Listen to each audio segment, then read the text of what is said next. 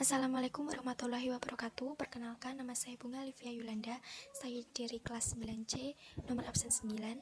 Tujuan saya membuat video ini adalah untuk mempresentasikan tentang pengolahan hasil peternakan dan perikanan. Kompetensi dasar 3.1 memahami pengetahuan tentang prinsip perancangan, pembuatan, penyajian, dan pengemasan hasil peternakan, daging, telur, susu, dan perikanan ikan, udang, cumi, rumput laut menjadi makanan yang ada di wilayah setempat. 4.1 mengolah bahan pangan hasil peternakan, daging, telur, susu, dan perikanan ikan, udang, cumi, rumput laut yang ada di wilayah setempat menjadi makanan serta menyajikan atau melakukan pengemasan. 3.2 menganalisis prinsip perancangan, pembuatan, penyajian, dan pengemasan bahan pangan hasil peternakan, daging, telur, susu, dan perikanan ikan, udang, cumi, rumput laut menjadi produk pangan setengah jadi yang ada di wilayah setempat. 4.2 membuat bahan pangan setengah jadi dari bahan pangan hasil peternakan, daging, telur, susu, dan perikanan ikan, udang, cumi, rumput laut yang ada di wilayah setempat serta menyajikan atau melakukan pengemasan. Tujuan pembelajaran 1. Mengenal potensi hasil peternakan dan perikanan Indonesia. 2. Memahami prinsip dasar pengolahan hasil peternakan dan perikanan. 3. Menyebutkan contoh-contoh hasil peternakan dan perikanan. 4. Memahami metode-metode pengolahan hasil peternakan dan perikanan. 5. Mengolah hasil peternakan dan perikanan menjadi olahan pangan setengah jadi. A. Pengolahan hasil peternakan dan perikanan menjadi makanan siap saji. 1. Jenis ikan, udang, cumi-cumi, rumput laut, daging, telur, dan susu. A. Ikan. Ikan yang banyak hidup di Indonesia berdasarkan ekologinya terbagi menjadi 3, yaitu perairan tawar, perairan payau, dan perairan laut. Jenis-jenis ikan air tawar sebagai bahan pangan adalah ikan lele, emas, gurame, dan sebagainya. Jenis ikan air payau yaitu bandeng, kakap, dan lain-lain. Jenis ikan air laut yaitu tuna, tenggiri, kembung, dan lain-lain. B. Udang yaitu udang jerbung, flower, windu, atau pacet atau tiger, cokong atau tokal atau galah atau freshwater, udang dogol, udang kucing, barong, dan rebon. C. Cumi-cumi yaitu sotong, cumi karang, dan cumi pelakutak. D. Rumput laut.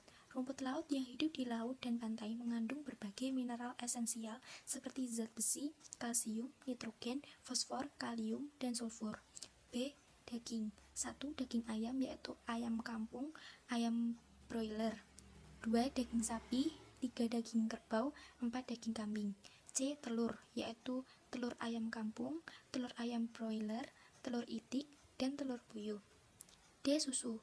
Secara alamiah, susu diartikan sebagai hasil pemerahan sapi atau hewan menyusui lainnya yang dapat dimakan atau dapat digunakan sebagai bahan makanan yang aman dan sehat, serta tidak dikurangi komponen-komponennya atau ditambah bahan-bahan lain.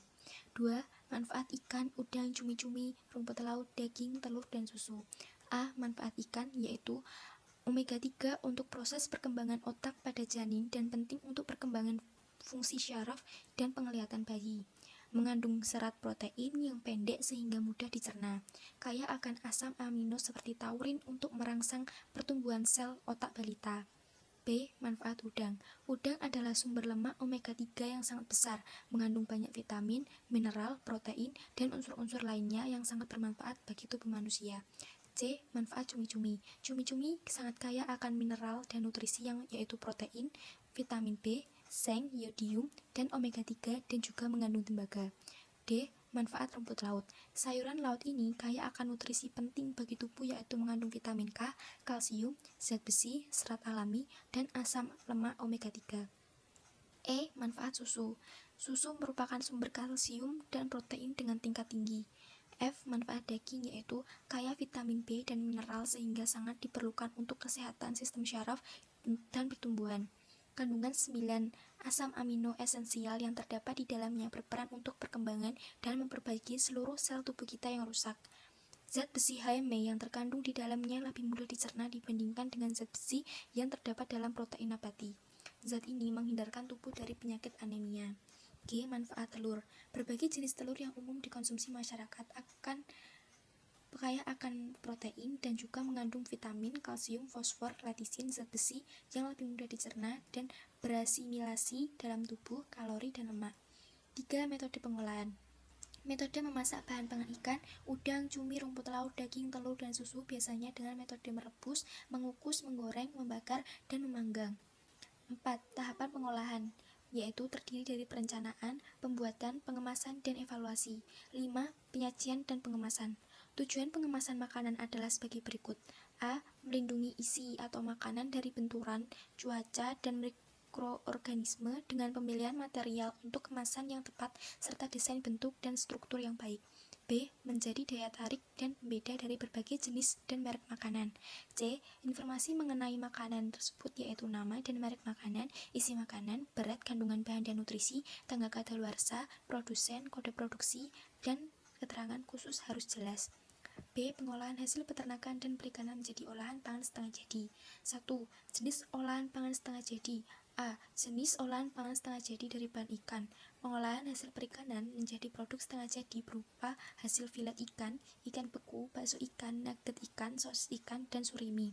B. Jenis olahan pangan setengah jadi dari bahan daging. Alternatif produk pangan setengah jadi yang dapat dikembangkan dari daging menjadi olahan pangan setengah jadi yaitu dendeng, komet, bakso, daging burger sapi. Susu dapat diolah menjadi bubuk susu, susu kental, dan krim susu. Telur dapat diolah menjadi telur asap, telur beku, dan telur asin. 2. Manfaat olahan pangan setengah jadi menjadi bahan baku yang fleksibel untuk industri pengolahan lanjutan, dapat diperjualbelikan antar daerah dan sebagai komoditas ekspor, aman dalam distribusi dari satu tempat ke tempat lainnya, dapat dikemas lebih ringkas, menghemat ruangan dalam penyimpanan, mengurangi biaya dalam penyimpanan, tahan lama dan lebih kuat di cuaca dingin atau panas. 3. Metode pengolahan, yaitu terdiri dari pembekuan, pengeringan, pengasapan, dan pengalengan. 4. Penyajian dan pengemasan. Penyajian dan kemasan produk setengah jadi dari ikan dan daging selain menggunakan plastik yang divakum juga dapat dikemas menggunakan kaleng. Sekian presentasi dari saya, bila ada kurang lebihnya saya mohon maaf. Terima kasih. Wassalamualaikum warahmatullahi wabarakatuh.